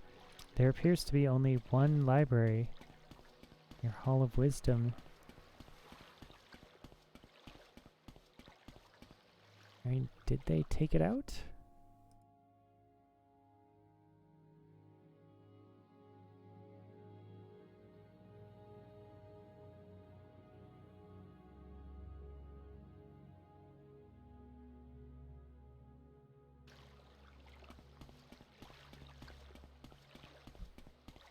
Huh.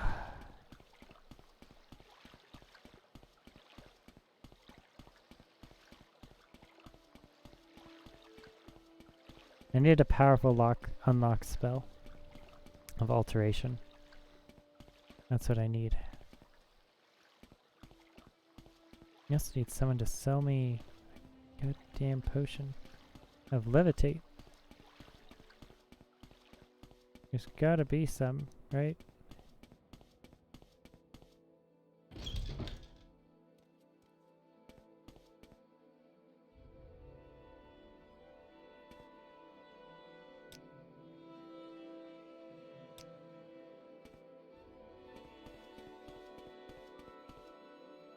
Okay.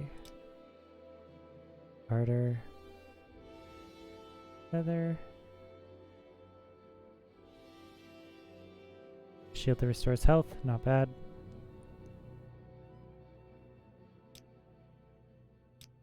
Is there something you need? Wow, okay.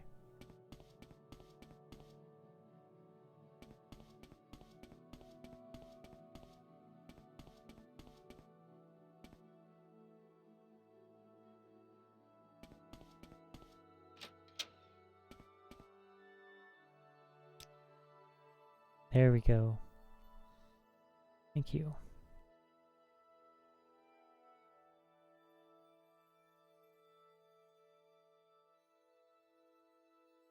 Spell. Cure common.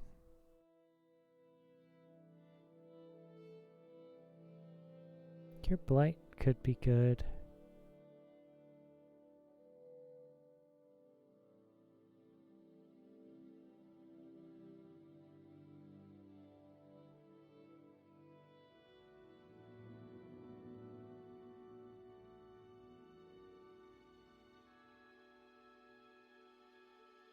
Oh, wow. That's very expensive for Rising Force Potion.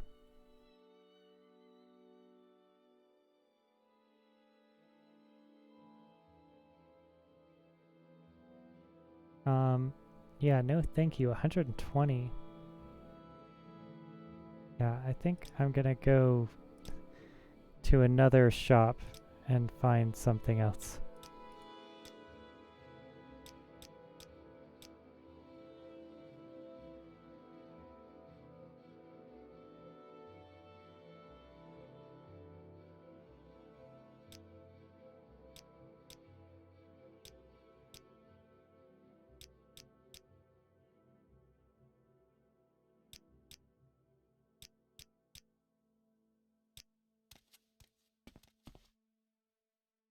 Is there something I can do for you?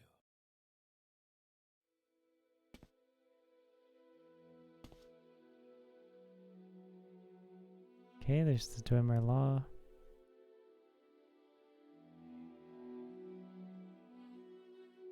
There's the Sermons of Vivek. Oh. Hey, you do have Rising Force Standard.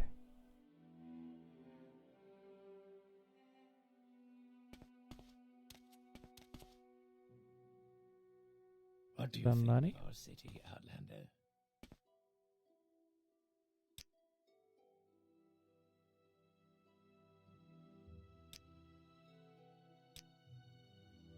Maybe if they like us more?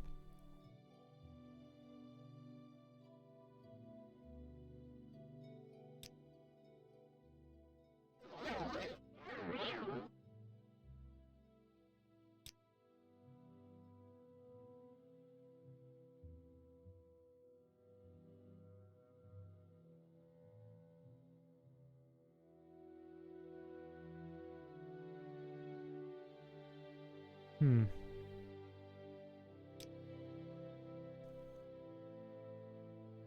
Yeah,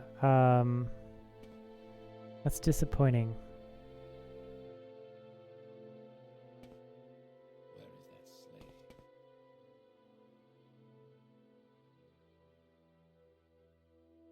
I guess we'll steal it. We're stealing a lot from the church lately. And this is kind of like, I don't know. It's like, I respect the things.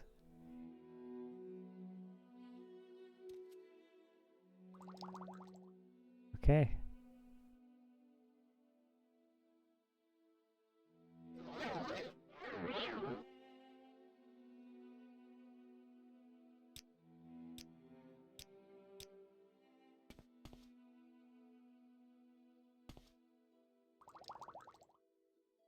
See, now it's working.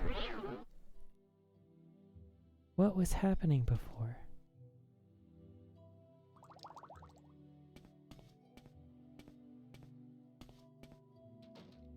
I don't know.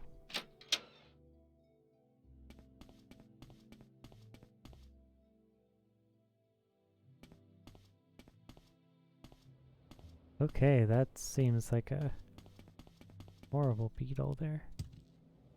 That's an amazing spear. That's Vivek.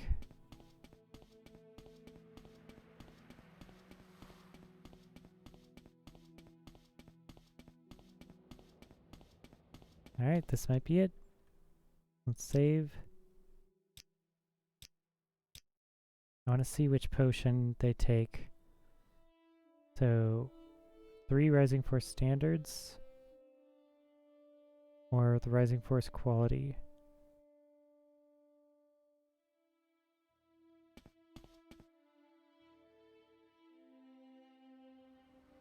Trying to stop the moon. The quality is still here. The standard is still here. We have other ones? Sorry, I'm curious about this. That's not,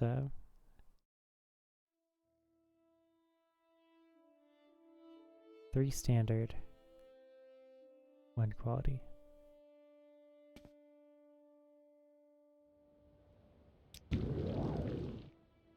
Yeah, okay, it takes the standard. Thank you for your daring, Lord Vivek. I shall not shun risk nor hide behind the mask of cautious counsel, where fortune favors the bold. Wow, I can fly now! Okay! I believe I can fly. Alright. The Ministry of Truth processing. Sorry, no pilgrims allowed in the Ministry. I'll have to ask you to leave. It's customary for every member of the temple to do the pilgrimages of 7th grace.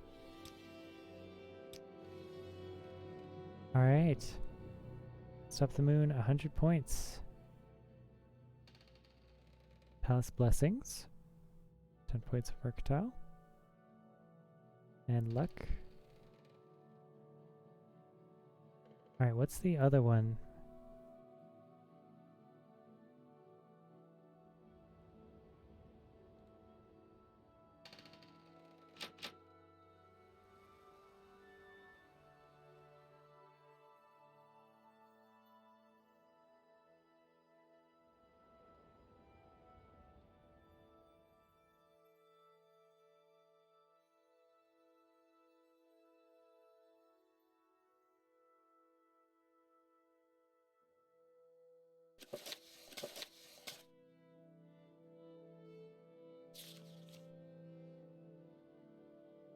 Okay, the Shrine of Courtesy.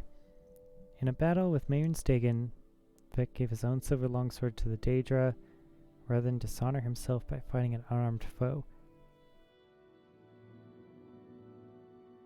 This so impressed the Jamora and most honorable and chivalrous of Mayun Stegan's Dradic servants that they now share the bond of respect and courtesy with the followers of the Tribunal, though we must never forget that they are our enemies. The Shrine of Courtesy is found at the heart of the Puzzle Canal, a labyrinth beneath Lord Vivek's palace in the city of Vivek. A journey through the Puzzle Canal can be confusing and is suggested. Common pilgrims carry a scroll of Almsevi's intervention in case they get lost. Jamora Krazit is found in the center of the Puzzle Canal and will accept a plain silver longsword, spoken to with courtesy. After Krazit accepts the sword, pilgrims must read the inscription on the trilith. Okay. How do we get a longsword? How do we get a plain silver longsword?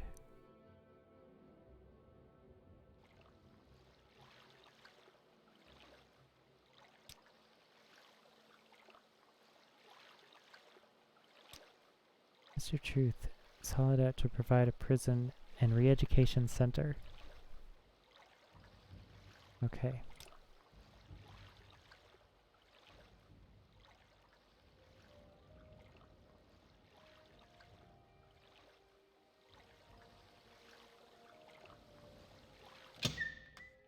Oh.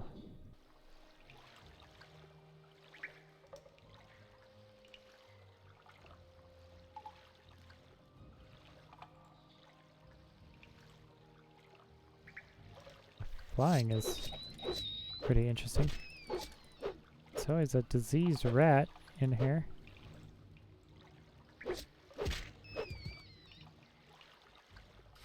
This is crazy. Flying all around. I wonder if I can rest while I do this. I can only rest on solid ground, so I can't rest because I'm flying too much.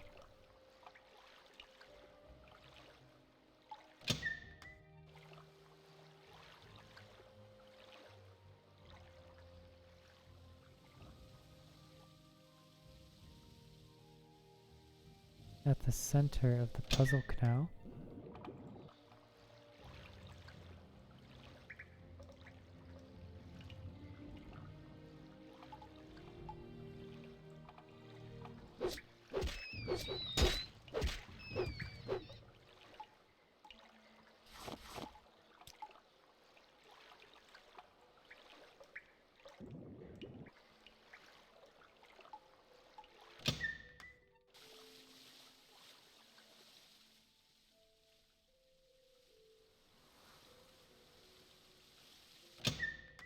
Okay, is there a guide or some way to tell how to get by in the puzzle canal?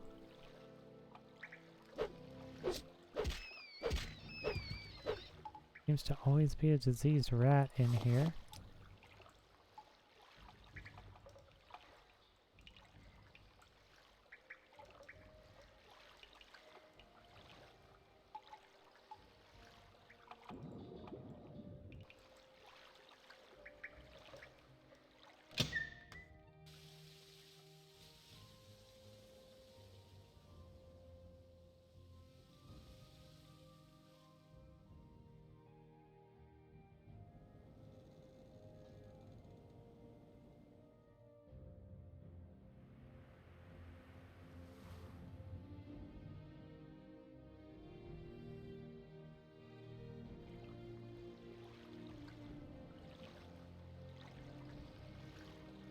Oh, okay.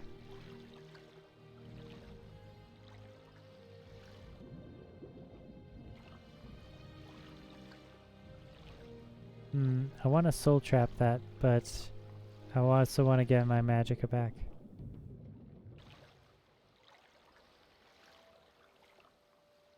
We're like a dolphin. In and out of the water. This is a little confusing.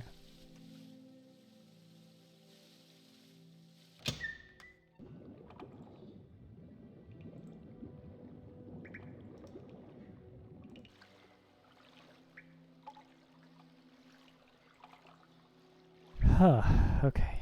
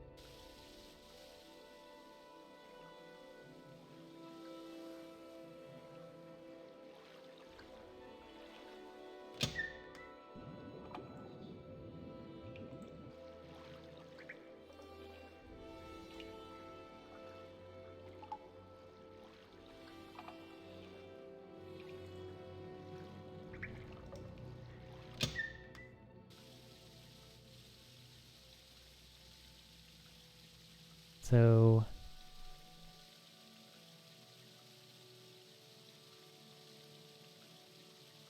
this puts me at level 2.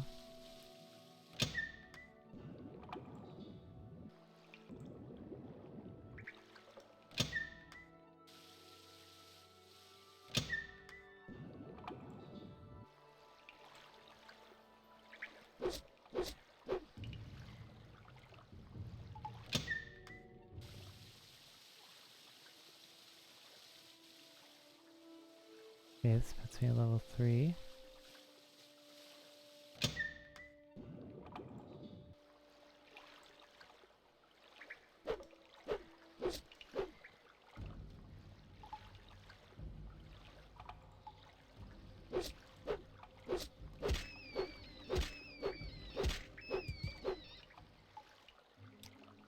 Okay.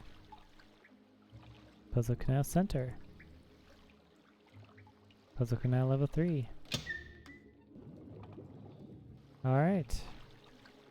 Not bad. I guess we didn't see oh jeez.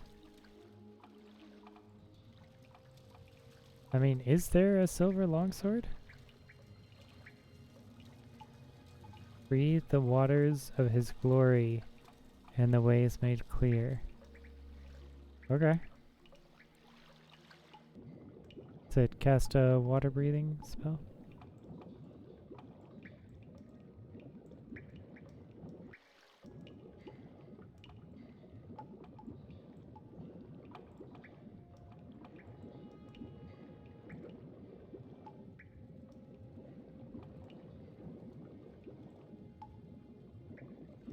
Breathe the waters of his glory.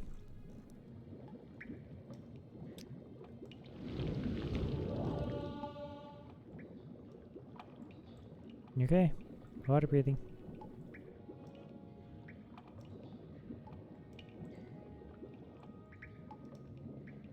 Agility's at 9 already. That's pretty good. We're getting close to being able to level up. Personality appears to be the level up for this one. Is it endurance or willpower that we want, though? Endurance makes a lot more sense for us because we are still baby and we need the health.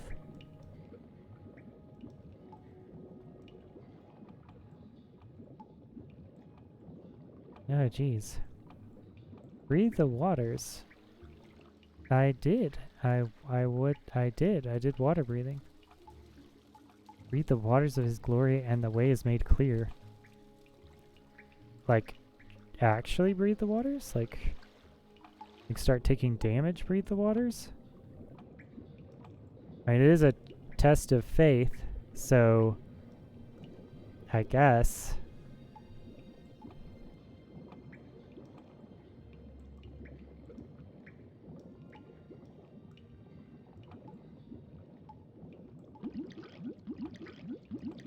Okay, I mean, okay. What the hell? This is it, right? I can fly. I mean, jeez. And I don't even have a silver sword. I'm gonna have to look this up. I don't know. I guess, here, let's save. Gosh, Vivek is so confusing. It's so big. There's a bunch of religion, god puzzles.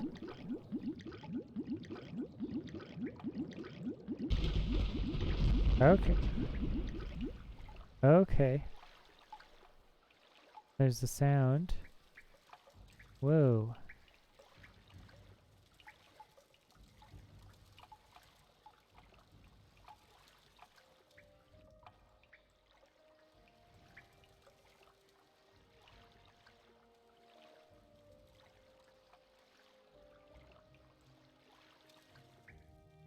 Alright, well, I still don't have a silver longsword.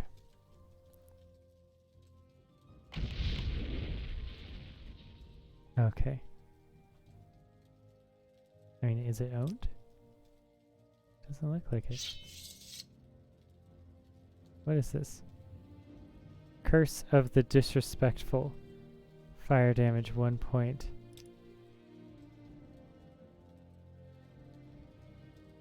What? Curse of the Disrespectful. Are you here on pilgrimage? I take it that silver longsword is for me? Yes. As you see, I am unarmed. But you are brave and gallant. Sigh. Will you give me your longsword so that I may stand a chance against your might? Yes, take it. Yes, I accept the sword. Thank you, Tiberi. You have grace, the grace of courtesy. You should read the inscription on the sign to complete your pilgrimage. The journal has been updated. Silver longsword has been removed from your inventory.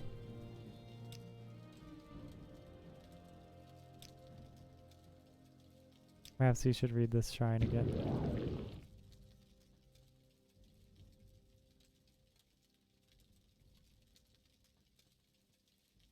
Huh. I don't know how long this goes on for. Grace of courtesy.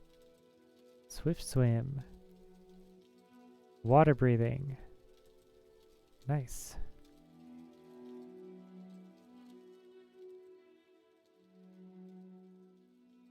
And do I put them back?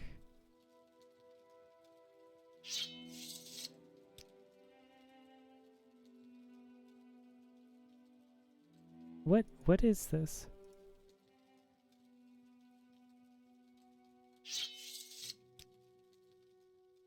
Why? Why am I having damage?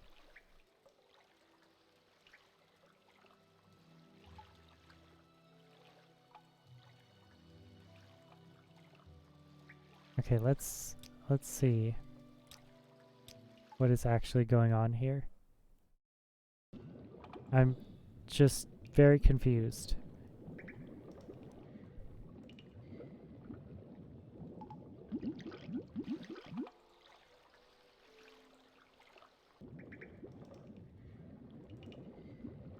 I might have to look this up as to like, if they have the silver longswords there, but why do they want me to not use them? So how long does it go on?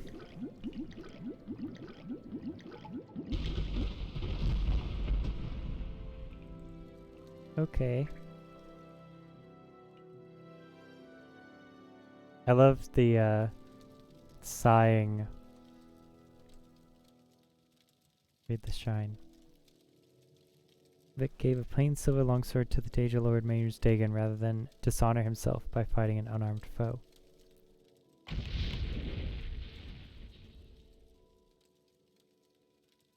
Curse of the Disrespectful.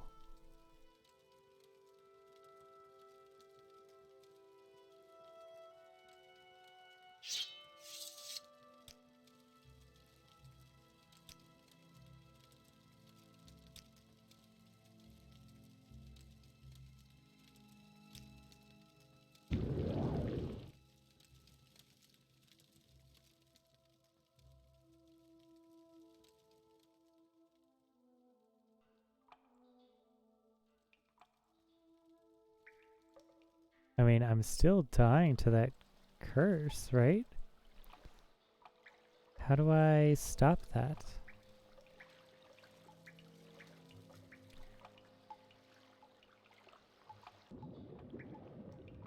And the fire damage continues even when I'm underwater.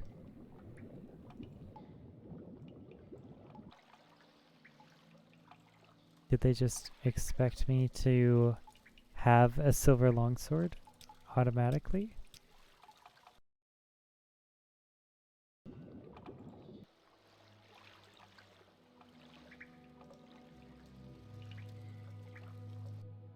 Okay, I'm gonna look it up. Sorry guys, but this is okay. Complete the pilgrimage of the Shrine of Courtesy at the Puzzle Canal. Nearly drown yourself in the Puzzle Canal Central to open the way to the shrine. Then give a silver longsword to the Dremor Krazit. Okay. Its entrance can be found on level 3 of the Puzzle Canal in the Palace of Canton, in the center level of the tunnel. Once inside, you find a shrine that gives you a cryptic message. Breathe the waters of his glory, and the way is made clear. You must stay underwater until your breath bar is depleted, at which point your health will decrease. When your health drops below 10, you will black out for a second and be healed. If you are unable to drown because you have a permanent water breathing effect, damage your health to 10 while underwater, or unequip the item that's providing that effect. Once healed, resurface and head back up the steps. We will find there's now a bridge to a new part of the room. Cross the bridge and talk to the Dremor Krazit at the top of the stairs beside the shrine. Give him a silver longsword. Get one from the chest to your left if you don't have one. If the topic is not available at the beginning, try to interact with the shrine behind him, then talk to him again. Yeah, I don't know. The other guides don't have anything about that on here. Could it be modded in as part of the Morrowind patch Reborn?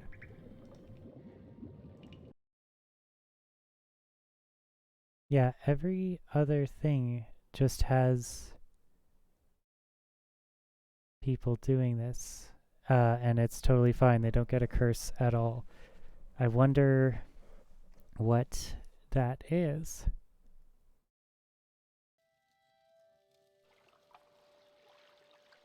Is that being done on purpose or from something